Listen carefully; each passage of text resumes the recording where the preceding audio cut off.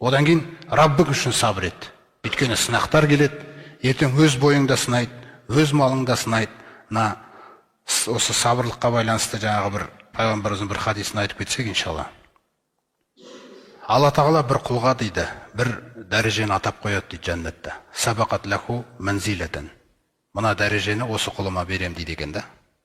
Лам яблуху би амалихи. Сосын ол құл дейді, амалдары арқылы ана дәрежеге жетуге жарамай жатыр дейді. Не намазымыз жетпей жатыр, не садақамыз жетпей жатыр. Жетпей жатыр ана дәрежеге. Бірақ ол дәреже аталып қойылған.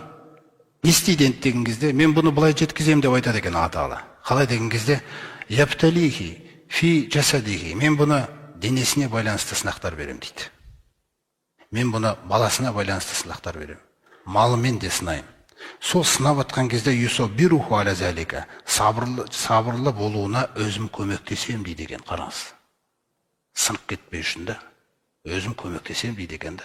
Хатта юбаллигуху әл-манзилата аллати сабақат лаху минху. Сөйтіп жаңағы өзі атап қойған дәрежеге ол құлын жеткізбей қоймайды дейді. Соқтан сынақтардың, түсіндіңіз ба, сыры неде? Сынақ сіздің дәрежеңіз үшін. Өйткені амалың жетпей жатыр. Сондықтан жаңағы күнәлар көп болып, сауапты азайтып жатыр. Сондықтан жаңағы сынақтарды әкеп жаңағы мәртебеге қарай Алла тағала лайықтайды екен да. Міне сол жолдарды, сондай сынақтар болғанда сабырлық бізге керек. Мен соны айтып жатыр Алла тағала. Раббың үшін сабыр ет, ей пайғамбар.